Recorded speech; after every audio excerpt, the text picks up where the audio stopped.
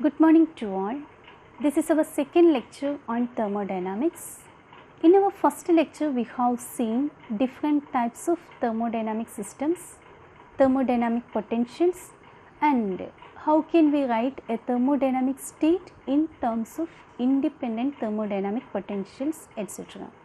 And now we are going to see the Zeroth law of thermodynamics. And how can we introduce the concept of temperature using Zeroth law of thermodynamics. Okay, let us move on to the discussion. Thermodynamic equilibrium part 2. This lecture will give you an idea about the Zeroth law of thermodynamics.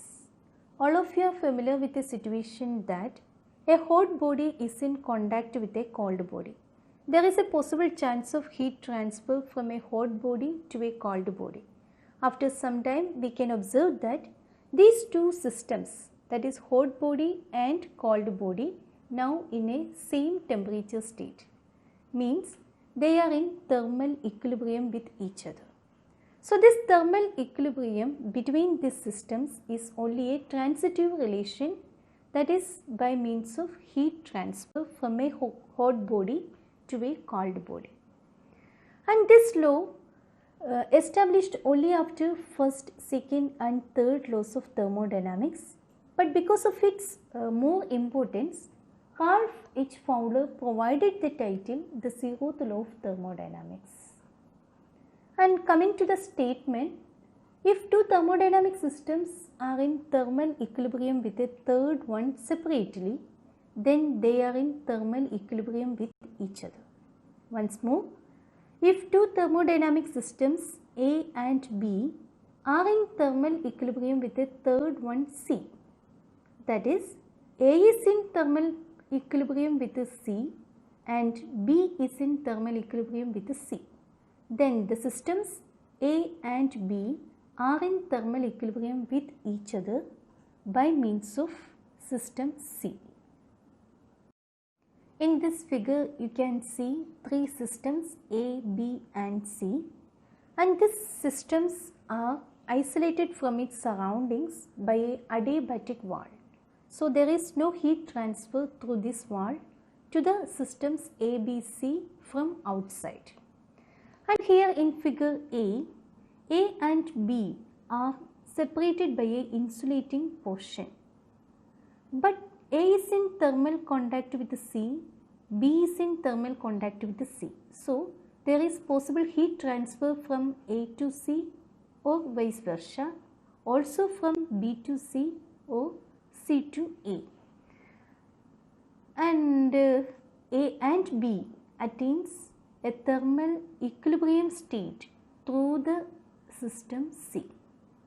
Okay, and this figure or this situation is exactly equivalent to the situation as shown in figure B, where the insulating partition is removed.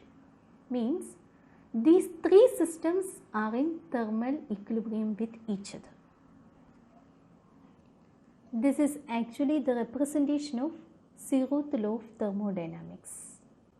Actually, we can say that all forms of heat are equivalent and all diathermic walls are equivalent.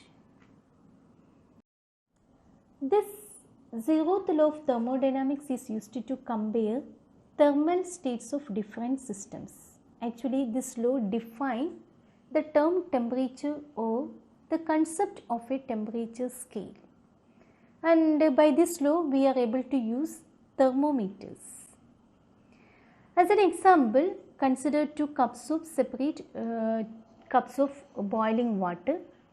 If we place a thermometer into the first cup, it gets warmed up by the water until it reaches 100 degrees Celsius.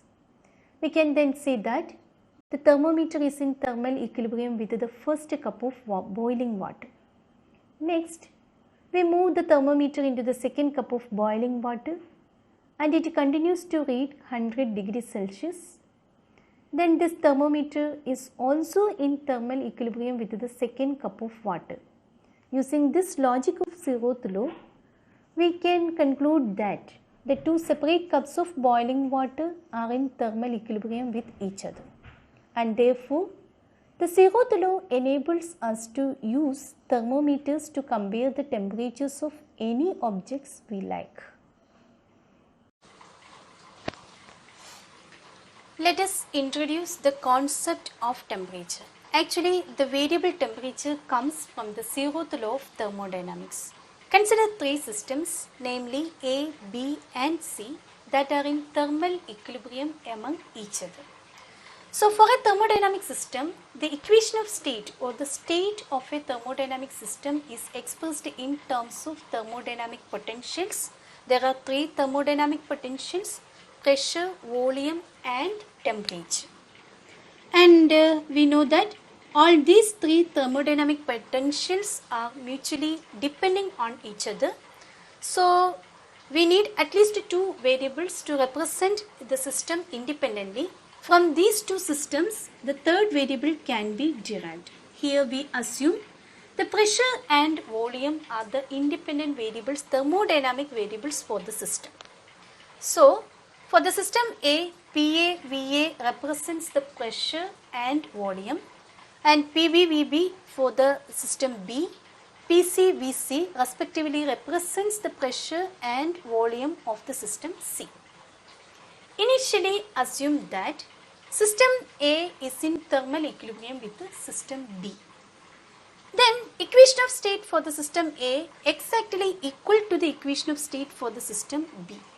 That is phi 1 of PA/VA equal to phi 2 of PB/VB. If phi 1 and phi 2 represents the equation of state function for the systems A and B. And we say that these two systems are in thermal equilibrium, so these two systems would become a comprehensive system. For that system, the equation of state is written in terms of the function capital F1, that is F1 of PA, VA, PB, VB equal to 0. This is an expression or equation in terms of four variables. So, a one variable can be derived in terms of the other three variables. Here we assume to derive the pressure of the system B. So PB equal to a function F1 of PA, VA and VB. So this function may or may not be equal to the function capital F1. Anyway, that would be a different function from that of capital F1. And secondly, consider the system B is in thermal equilibrium with another system, with the third system C. That is, equation of states are equal for these two systems B and C. Phi 2 of PB, VB equal to phi 3 of PC, VC. And after attaining thermal equilibrium, these two systems would become a comprehensive or collective system. And for that system, we are writing the equation of state, thermodynamic equation of state as capital F2 of PB, VB, PC, VC equal to 0. And here also we are going to derive the variable PB, pressure of the system B, in terms of the variables pressure and volume of the system C and volume of the system B. That is F2 of PC, VC and VB. Here you have two expressions or two functions for deriving or for calculating the pressure of the system B. So this function F1 of PA, VA, VB equal to function F2 of PC, VC and VB. So by observing this expression or this equation, you can state or say that the system A is in thermal equilibrium with the system C through the system B. We see that the system A is in thermal equilibrium with the system C through the system B.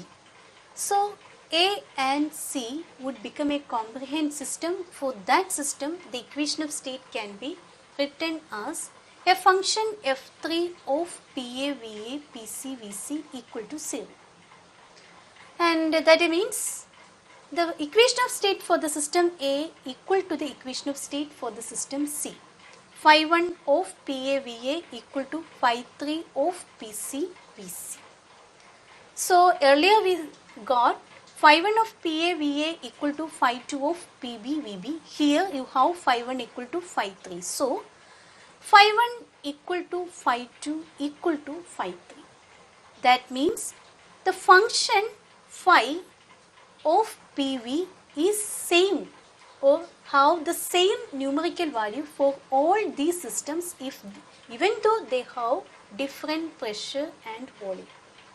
So if a system have different pressure and volume values but that are in thermal equilibrium with another system, then the function phi of PV is same for these two systems. Here the systems A, B, C are in thermal equilibrium, so the function phi of PV is same for these three systems.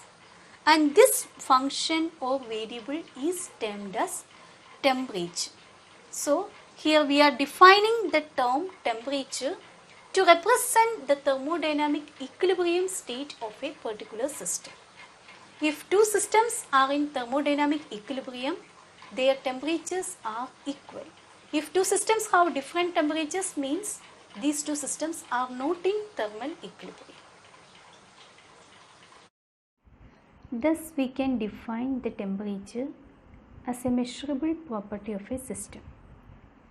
It determines whether or not the system is in equilibrium with the neighboring systems.